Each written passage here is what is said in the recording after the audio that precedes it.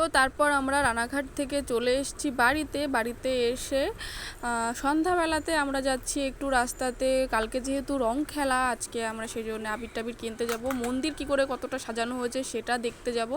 তো এই যে দেখো চলে এসেছি মন্দিরে, মন্দিরটা ঠিক এরকমভাবে সাজানো হয়েছে না, এখনও কমপ্লিট হয়নি কিন্তু মন্দির সাজানো। এই যে ফুল এনে রেখেছে, মন্দিরটা পুরো ঘিরে সাজাবে।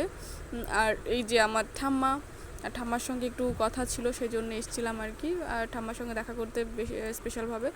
তো এই যে ঠাম্মার সঙ্গে একটু ইম্পর্টেন্ট কথা বলে নিচ্ছিলাম। আর এই সাইডে হচ্ছিল খাওয়া দাওয়ার ব্যবস্থা, মানে আজকে যেহেতু অধিবাসে এখানে রাত্রের জন্য ডাল ভাত আরও একটা তরকারি কী বেশ রান্না হবে, সেজন্য এখানে রান্না বান্না হচ্ছিল।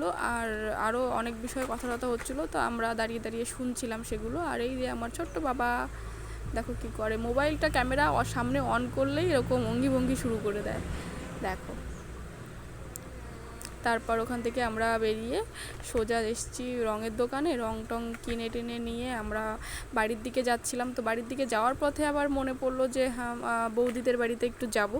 বৌদিদের বাড়িতে বৌদি আমার ছেলেকে অনেক বেশি ভালোবাসে, তো বৌদির সঙ্গে একটু দেখা করে যাই। এই যে আমাদের সুন্দরী বৌদিদের বাড়িতে এসে অনেকক্ষণ আমরা বৌদিদের বাড়িতে বসেছিলাম, বসে গল্প আড্ডা ফাড্ডা মেরে চা টা খেয়ে তারপর আমরা বাড়িতে গেছি। আর কালকে সকালে তোমাদের সঙ্গে শেয়ার করব হোলির দিনটা কীরকমভাবে কী হলো না হলো সেটা।